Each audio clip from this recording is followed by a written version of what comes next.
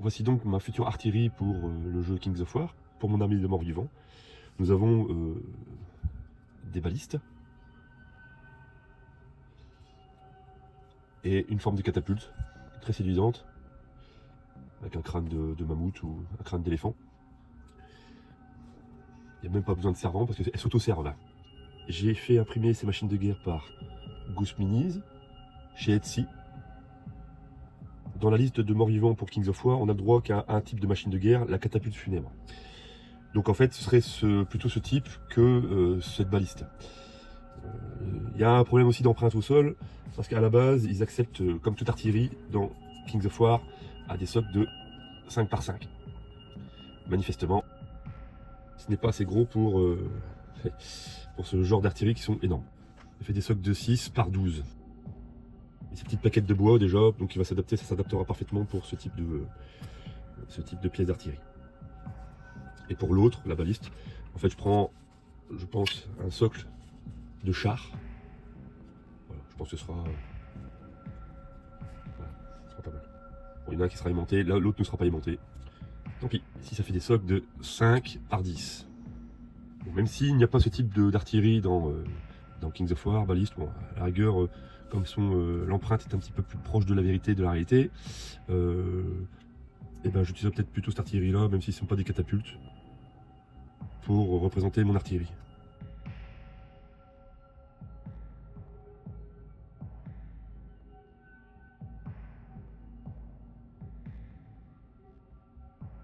Celui-là, je vais le fileter par une patte.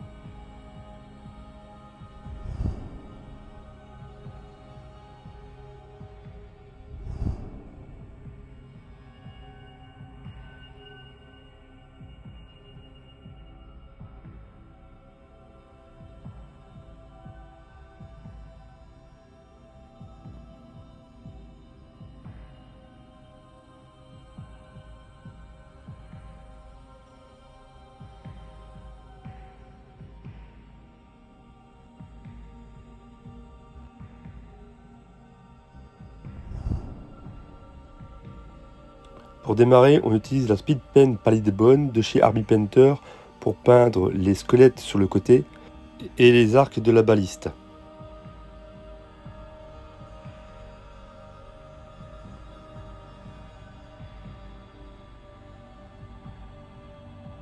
Et quelques segments osseux.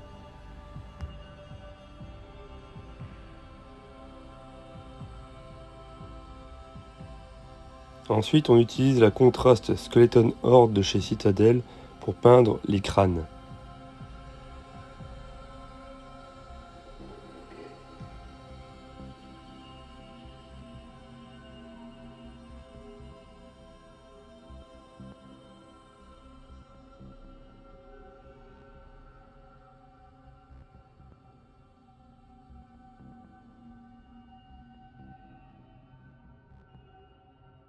On utilise la Contrast Agaros Dune de chez Citadel pour la quasi-majorité du corps, ce qui ressemble à une cage thoracique, à la colonne et au bassin.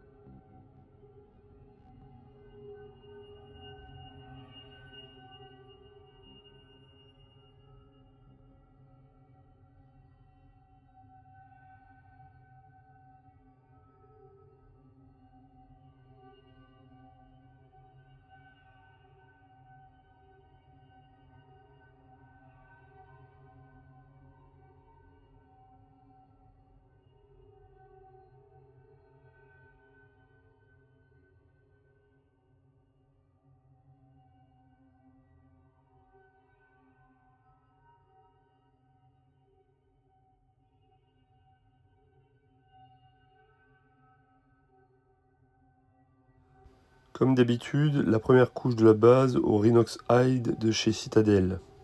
Pour un côté plus réaliste, il est bien de faire en sorte que le socle ne soit pas uni, que la couleur soit un peu éparse et plus claire par endroits.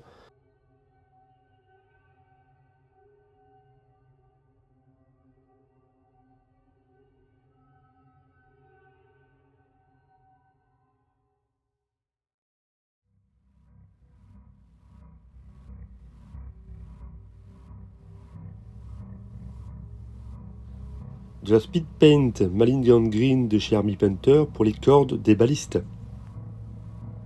De la Speed Paint Darkwood de chez Army Painter pour faire toutes les parties bois.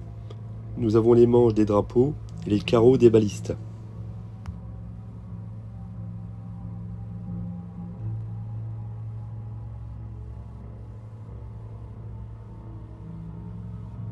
De la Speed Paint Sand Golem de chez Army Painter que j'ai fort dilué pour peindre la pointe des carreaux et nuancer certaines parties osseuses.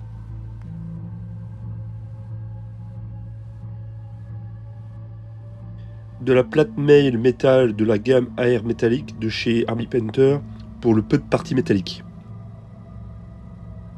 Du shade Seraphim Sepia de chez Citadel pour colorer les dents et apporter quelques nuances et ombres aux os.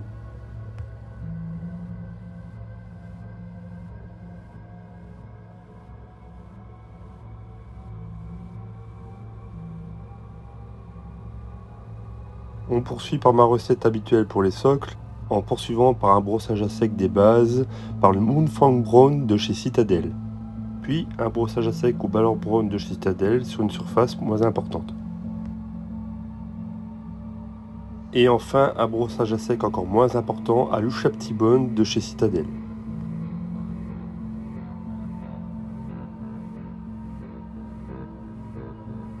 Un brossage à sec au Screaming School de chez Citadel sur la partie haute de la figurine.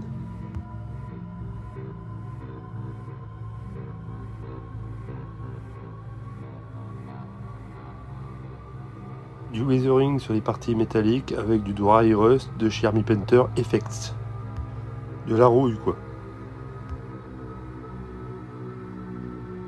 De la Graxer Shade de chez Citadel pour ombrer, salir, traiter les zones dont on ne veut pas trop s'occuper.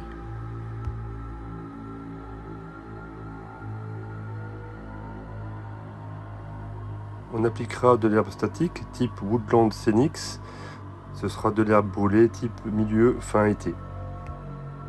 On utilisera nos touffes habituelles de chez Green Stuff World. Il y en aura des sombres et des clairs. J'utiliserai également mes fleurs jaunes pour distinguer les pièces. Je ferai une tentative avec ce flocage de chez GPP. C'est une herbe brûlée un peu plus longue, mais le résultat ne sera pas très concluant.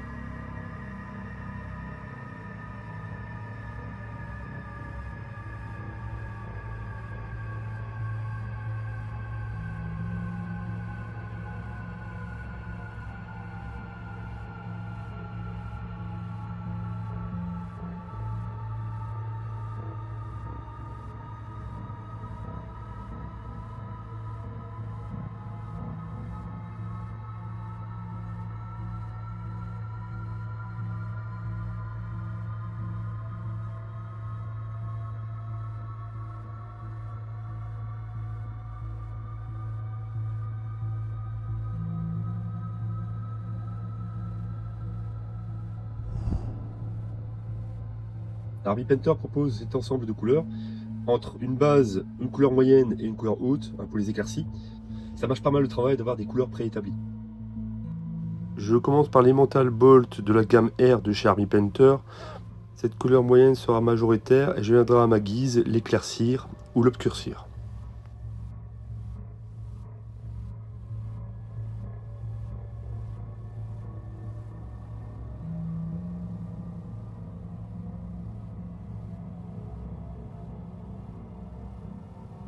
J'utilise ensuite le Psychic Shock de la gamme R de chez Army Painter pour éclaircir. Il servira de transition entre le Elemental Bolt et le blanc, et on évitera de recouvrir totalement le blanc. Pour obscurcir la partie haute des drapeaux et des flammes, nous utiliserons le Majestic Fortress de la gamme R de chez Army Painter. Pour augmenter encore plus le contraste, nous passons au noir de chez Vallejo, sur les parties extrêmes de la flamme, et un peu sur les drapeaux. Je suis revenu avec un mélange de blanc et de Psychic Shock pour la base de la flamme et la base des drapeaux.